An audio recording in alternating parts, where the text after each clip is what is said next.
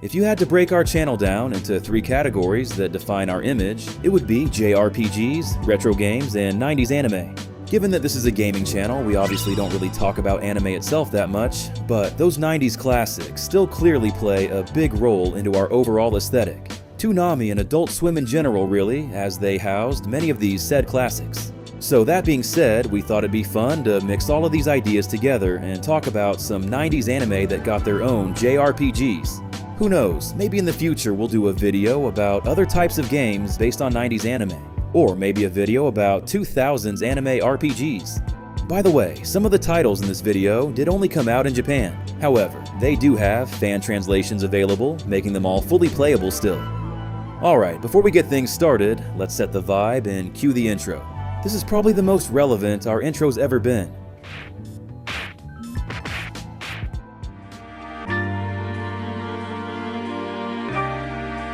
The light is your guide. Dream is what keeps you going.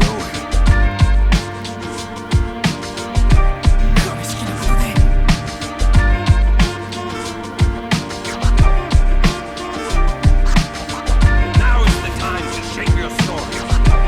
Your fate is in your hands.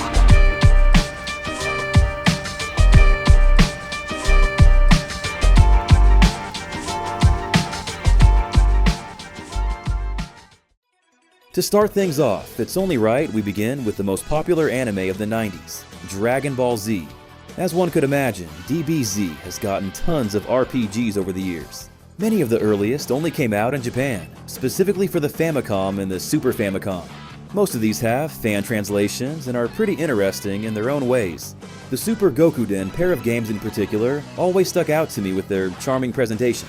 Then of course, I had some good memories with the legacy of Goku games on the Game Boy Advance. However, these ones aren't what I'm here to talk about today.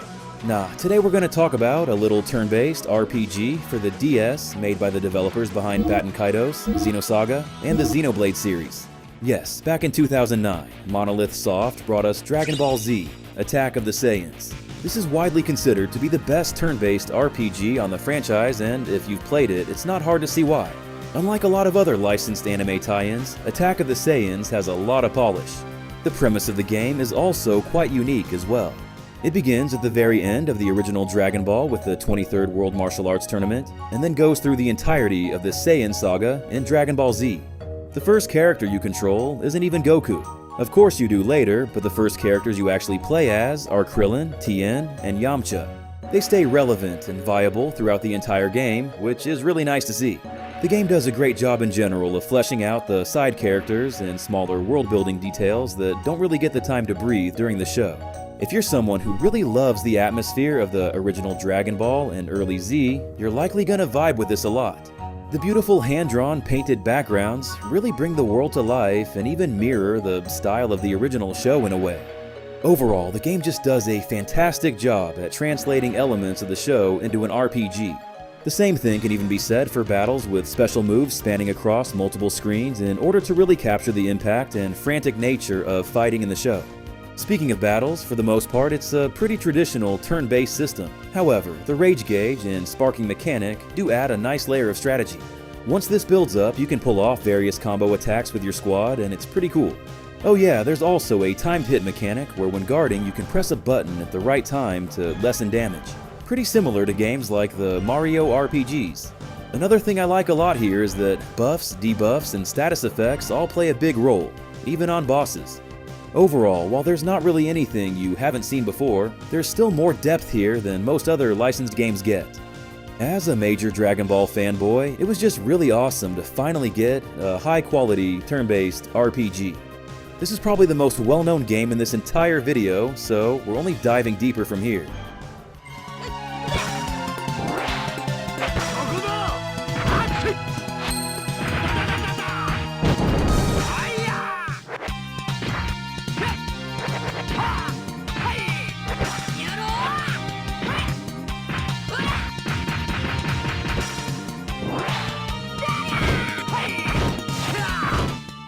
You know, as a young boy in the 90s, Sailor Moon was always one of those things that you never really admitted to watching to other boys in class, but were secretly pretty into.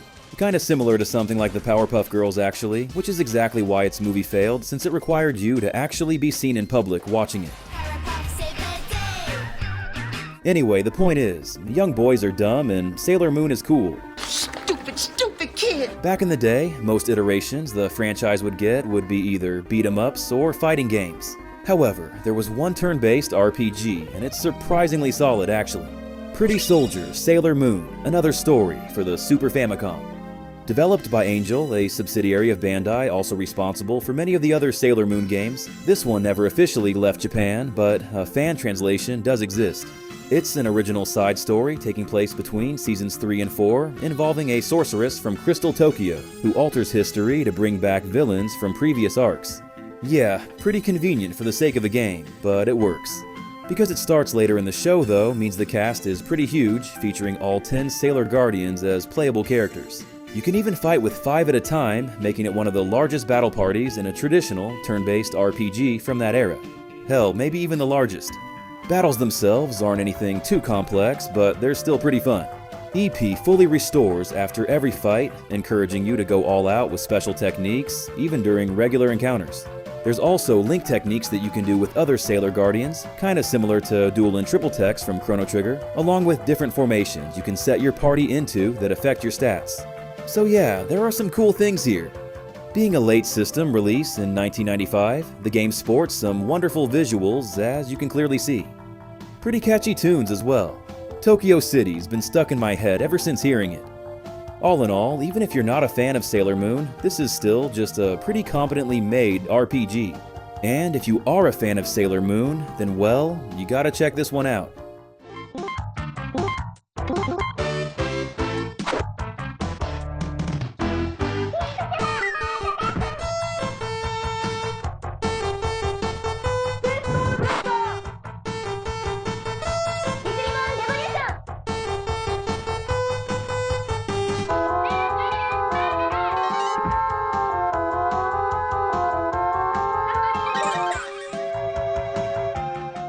Going back to the Powerpuff Girls, did you guys know they made an anime back in 2006 called Powerpuff Girls Z? Yeah, I'm not joking. Look at Mojo Jojo. Talk about a, bizarre adventure. Okay, that was an absolutely atrocious segue. Please don't click off the video, but yeah, we're talking about JoJo's Bizarre Adventure next. While we've gotten numerous JoJo games over the years, there's only been one RPG, and it was in fact the very first game in the series to even come out. Released in 1993 for the Super Famicom, this game based on JoJo's Bizarre Adventure was called JoJo's Bizarre Adventure. I mean, duh, what else would it be? It was developed by the guys and gals over at Winkysoft, a developer responsible for numerous other anime tie-ins during that generation. One extremely interesting detail regarding its development is that the executive producer was none other than Shinji Hashimoto. Who's that, you ask? Oh, just the former brand manager for the Final Fantasy series, ex-senior officer for Square Enix's board of directors, and co-creator of the Kingdom Hearts series who famously pitched the idea to a Disney executive in an elevator. Not only him, but there were multiple other future Square employees involved with this game as well. Now, how's the game itself? Well, it's just okay. It's based on the Stardust Crusaders arc, though it does alter the story in some places to make it work as a video game, so it's definitely not a faithful adaptation. What probably sticks out the most here is the presentation and the artwork. Exploration plays out in like a side-scrolling point-and-click type of style, which makes it feel fairly unique. Then when it comes to battles, actions are displayed through highly detailed art, which gives the game a sorta manga-like vibe. So yeah, from a purely aesthetic standpoint, the game is really cool. Unfortunately, the combat is as basic as it gets.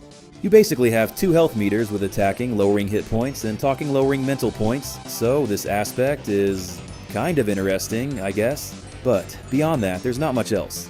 There are some stronger attacks you can do utilizing the check command along with situational specific actions, but that's about as much as you can expect from the old JoJo boys. Now, overall, is this a top-tier RPG that stands up to the greats?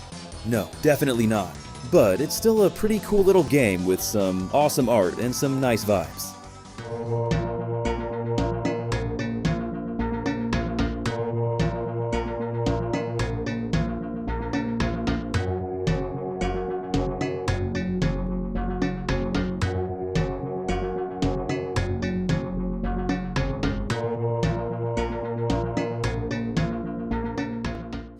let's throw it back to Toonami again.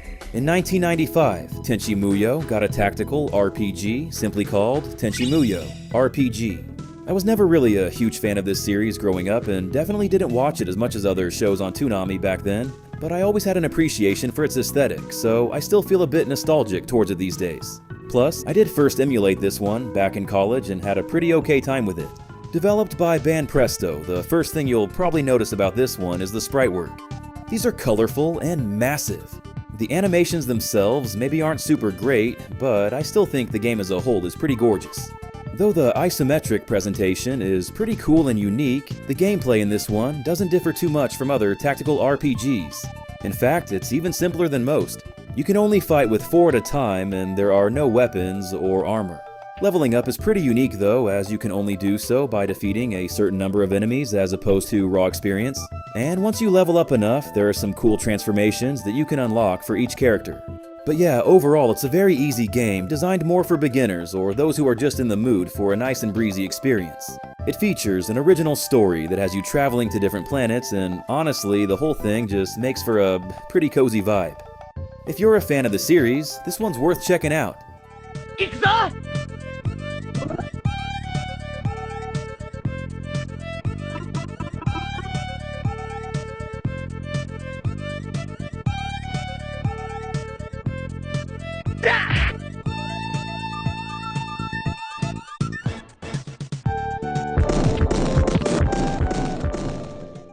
For all of us Toonami kids out there, Gundam Wing was probably one of the most recognizable anime from back in that time. While that specific iteration did get a pretty sweet fighting game for the Super Famicom, it never got an RPG. Well, unless you count Wing Assault on the Cartoon Network website from way back yonder. Man, who else remembers this absolute banger? Now, Mobile Suit Gundam is an overall franchise though. There were tons of RPGs on the Famicom and Super Famicom, specifically those of the tactical kind. Hell, there were nearly 40 Gundam games, period, for the console. That's insane. Most of these were based on 80s iterations of the franchise, however, barring a few exceptions. One of these exceptions being Mobile Suit Gundam, F91, Formula Report 0122. This actually serves as a prequel to the movie of the same name released in 1991. First things first, the presentation to this game is cool as shit. In between more standard tactical RPG fare, when you engage with enemies, you get these super detailed close-ups that are just really awesome to see. Seriously, this is some of the coolest art I've seen on the system. When in this mode, you move around in real time using this little radar on the bottom and can position yourself into different attack ranges to use a variety of your weapons. Pretty unique for the time, for sure. The game is split up into 12 stages, so it's a fairly short playthrough too. Oh, and the track, White Bass, one of the grooviest retro tunes I've heard in quite some time. Regardless if you're a Gundam fan or not, if you're just a fan of cool, weird, and obscure retro games, then this one's worth looking into.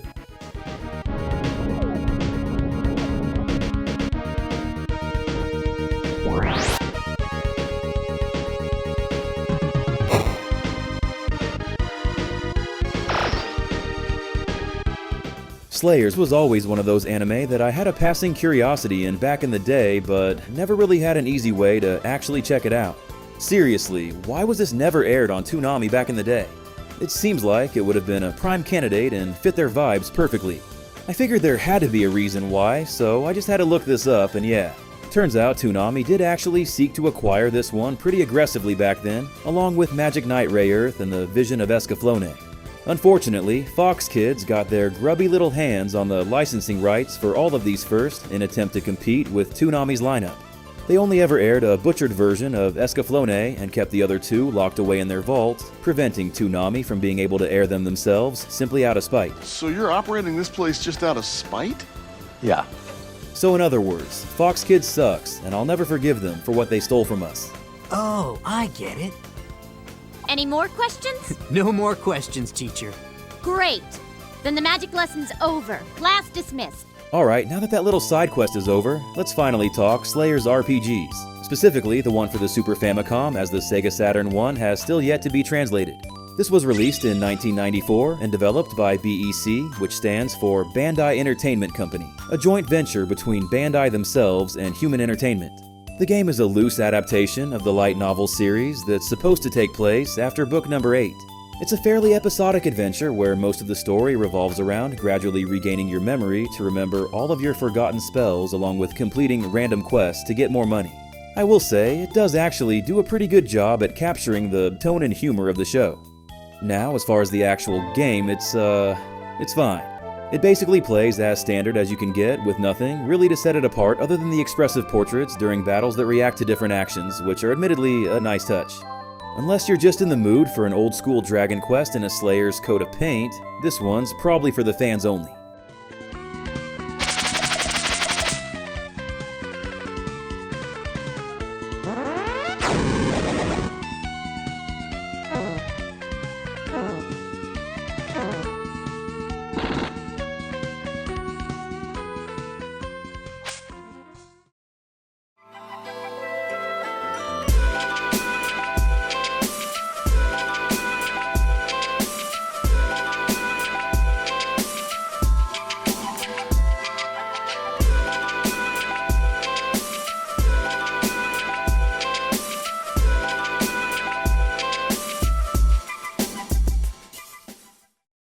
It'd be pretty easy to just fill this video with a bunch of Super Famicom games, but that'd be a bit one-note, and I want to highlight some other systems.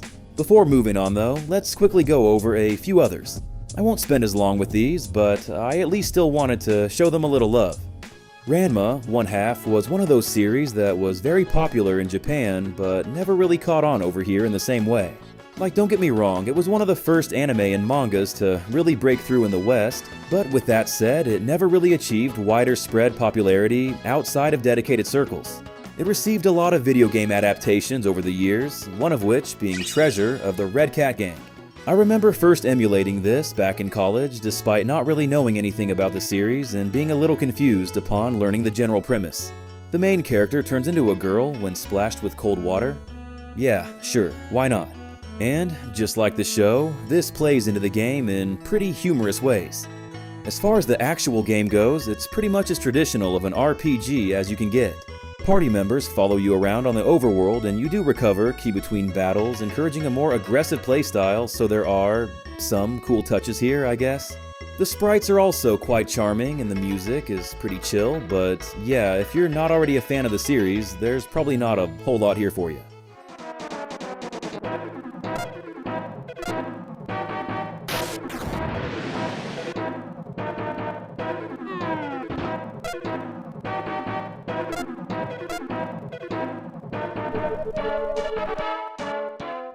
To finish off this Super Famicom section, let's take things in the most obscure direction yet, and end with a deep cut. 3x3 Eyes was a manga first created in the 80s that got 2 OVA adaptations in the 90s. It's sort of like a supernatural adventure horror series that follows a three-eyed demon named Pai as she tries to become human along with the help of a high school student named Yakumo who she made her immortal slave in order for him to avoid dying. The series got 2 games on the Super Famicom, one of which actually being a turn-based RPG, however, that one's still yet to be translated.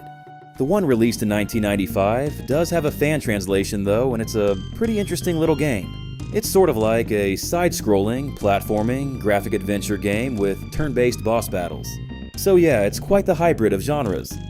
Now, would I call this some highly polished, hidden gem? No, but the sprite work and overall visuals are pretty damn nice.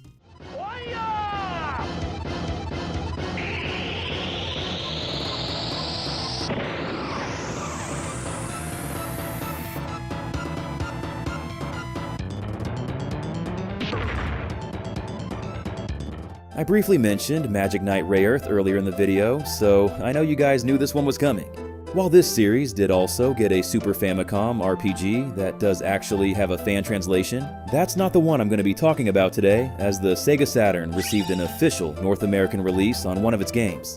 Let me tell you though, while the end product may be a smooth experience, its development was anything but.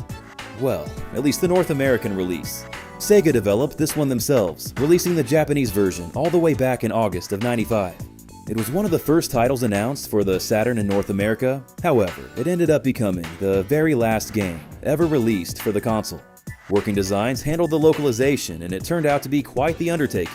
Not only was it just a massive game to translate, but they also lost some of the original source code due to a hard drive crash, causing them to have to rebuild it from scratch. This delayed it by multiple years, pushing it all the way back to December of '98, well after a game like this would be likely to find success in the market. It's a real shame too, because the game is actually pretty solid. I mean, what else would you expect from a game directed by Rieko Kodama? Who's that, you ask? Oh, just the absolute legend that directed Phantasy Star 4 and led the development of Skies of Arcadia. With her Midas touch, you knew this one was bound to be good. The story follows the first arc of the anime pretty closely, however it does still add some exclusive events, characters and locations unique to the game. By the way, I gotta give this series some props for being one of the first to do the whole Isekai thing. Definitely one of the pioneers in that subgenre that never really got its due recognition due to the licensing predicament that I talked about earlier. Even in the magical girl subgenre, it always played third fiddle to Sailor Moon and Cardcaptor Sakura. Man, Fox Kids really did this show so dirty. Gameplay-wise, this one's an action RPG where you control one of the three girls at a time. You can swap between them on the fly though, and they each come equipped with their own weapons, allowing for different playstyles, which isn't exactly accurate to the show, but it is what it is. This gives the game a fast-paced, tag-team nature, and it's a lot of fun. It's not just pure combat though, as there's some puzzle solving and a little bit of platforming as well. Progression is pretty interesting in this game as you don't level up. Instead, you increase your stats and gain new magic spells by either finding special items or simply progressing through the story. I should also note that Working Designs decided to up the difficulty for the North American release by making the enemies move faster, so just something to consider. They also removed the voice acting for random town dialogue, which kinda sucks. However, on the other hand, they did add voice acting for the diary entries, which was a nice addition. I finally met Precia. She told us to travel to the Eternal Spring using some loner weapons. Speaking of Working Designs, as with many of their other packaging, there were multiple variants that featured each of the three main characters for the artwork on the disc. Also, shout out to our Discord moderator Jam for recording this footage of her copy for us to use. She was pretty stoked to get Umi, you know, the best girl. By the way, if you want to join our Discord server, all of our Patreon supporters, even down to the lowest tier, all get access. It's quite the lively bunch, and we stream in there pretty often. But yeah, Magic Knight Rayearth for the Sega Saturn. I think regardless if you're a fan of the series or not, there's still some cool stuff going on here that's worth checking out. It's just packed with so much charm and is one of those games that's impossible to play without smiling. Like since Fu can't swim, she's the only one that needs a float tube to get around in water. That's adorable. At the very least, go listen to the OST. It's got some absolute bops and probably has the best music in this whole video.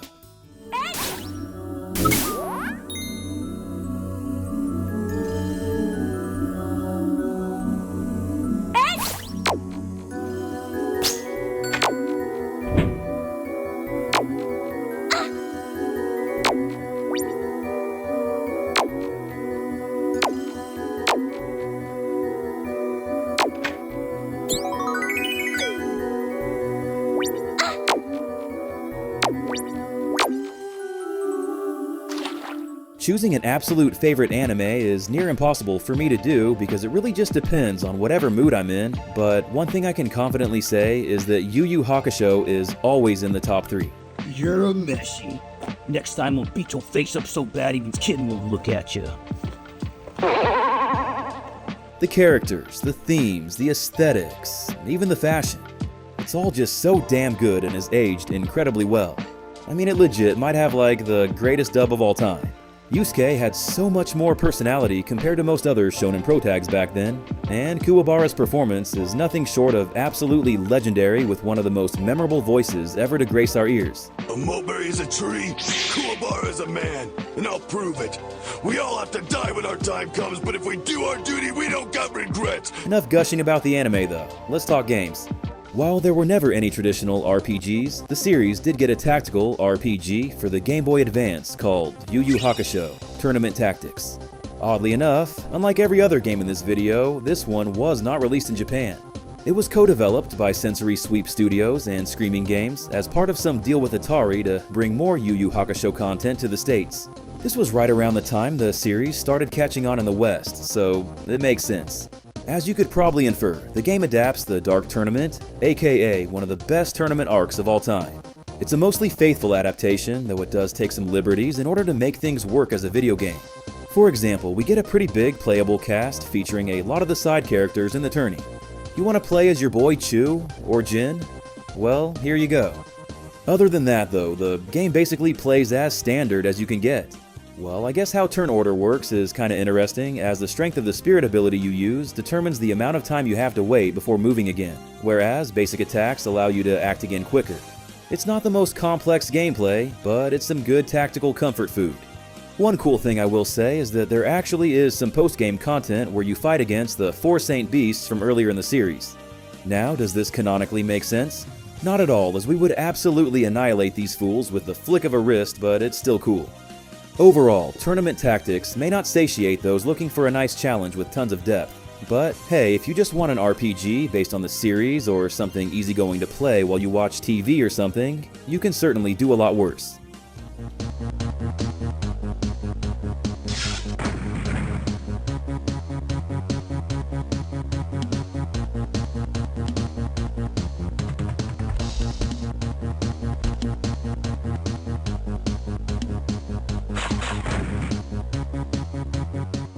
Before we cap things off, I want to give a quick shout out to an RPG that's still yet to receive a fan translation. The Rurouni Kenshin RPG for the PS1. Yeah, I'm not even going to attempt to pronounce that subtitle. Sorry. This one was developed by Pandora Box, a Japanese-only developer that was probably most known for their long-running Oni series. They also made the Magic Knight Rayearth RPG for the Super Famicom that I briefly mentioned earlier. From what I've gathered online, this seems to be a non-canonical story taking place sometime after the Kyoto arc where you play as an original character made up for this game. You have your choice between a boy or a girl too, so that's pretty cool. Exploration plays out like a traditional RPG, but the battle system sorta plays like a turn-based fighting game that operates on similar rules to duels in the Suikoden series. Other than that, that's about all I know, as this one is still yet to be translated. I just wanted to give it a mention, as Rurouni Kenshin was one of my favorite shows on Toonami growing up. I also got this game for dirt cheap in Japan a couple years ago and have been waiting for a chance to talk about it in a video. By the way, if you want to see a bunch of retro game collecting and other cool random stuff in Japan, check out our 40-minute video on it that we dropped last year. The next station is Akihabara.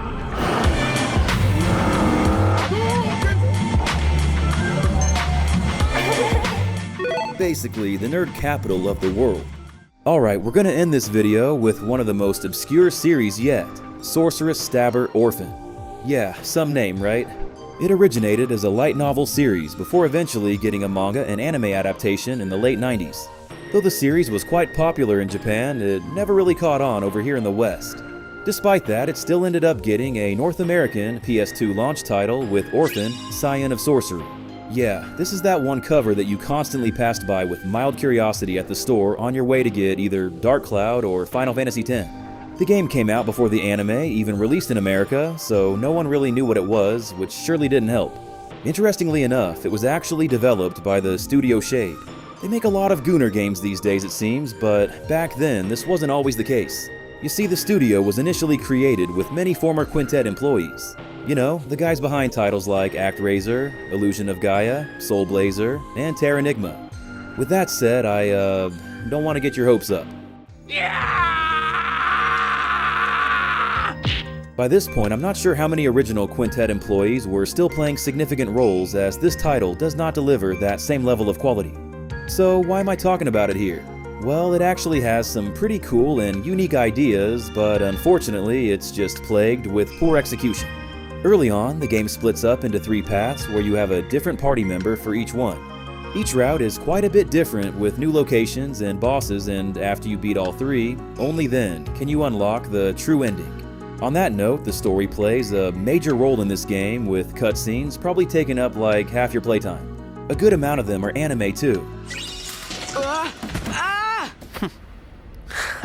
I knew that I was right about this place. Is that all you have to say? By the way, the titular character Orphan always reminded me of Rudy from Wild Arms. It's the red headband, man, the trademark of many a classic protagonists back in the day. When it comes to the gameplay, it features a mix of combat, puzzle solving, and platforming, though the latter two aren't focused on nearly as much. Probably a good thing though, as platforming can be a little jank. Combat, on the other hand, is actually pretty cool. Well, in theory, that is. From clips, it probably looks quite interesting, and the bosses in particular are very cinematic with these big set pieces. But alas, it's mainly style and little substance. It's like a combination of turn-based and real-time where you can use a mix of melee attacks, projectiles, AoE spells, and a shield. You can't physically move around the battlefield, but you can act whenever, so timing ends up playing a critical role in both attacking and defending. The problem is though, enemies can interrupt your actions, which makes charging for AoE spells pretty much useless, so you're basically forced to just spam regular attacks most of the time. It's not really hard, just boring. It's a real shame too, because I think with some more tweaking, there was some potential with this system. I guess it's not all bad though. For a launch title, I actually think the visuals are pretty decent. And the music? Easily the best part about this game, maybe even the best music in this video. The title screen theme may be the most PS2 sounding thing I've ever heard.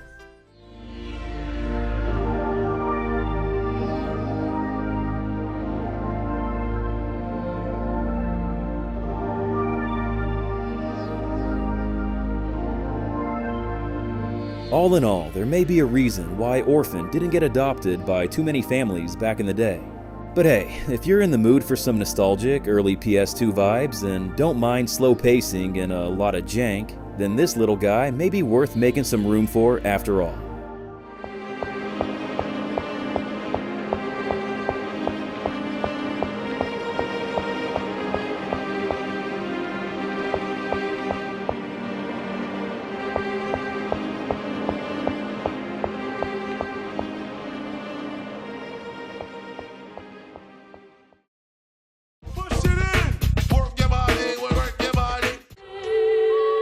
Is it just a game, or something far more dangerous?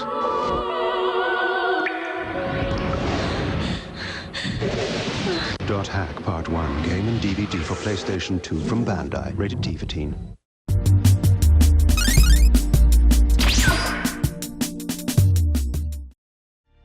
Alright, and that about wraps up this video. Thanks for watching everyone, we hope you enjoyed it. If you did, please either consider hitting that like button or subscribing to the channel if you haven't already. What are some other cool RPGs based on 90s anime that I didn't mention here? Oh, and if you want to see a video on 2000s anime RPGs, or maybe even a video on some obscure 90s anime non-RPGs, let us know about that too. As always, just want to give a huge shout out to our Patreon supporters, and of course an extra special shout out to our top patrons, Chris Carnaccio, Derek Drost, Jam, Jesse Spencer, Joe Bro the Hobo, Jay Shaw Drums, Jump Rock, and Spankwise. All of your generosity and support is very much appreciated. Other than that, thanks again for watching everyone, and hope you have an awesome day. This is Corbin from Gaming Productions. Until next time.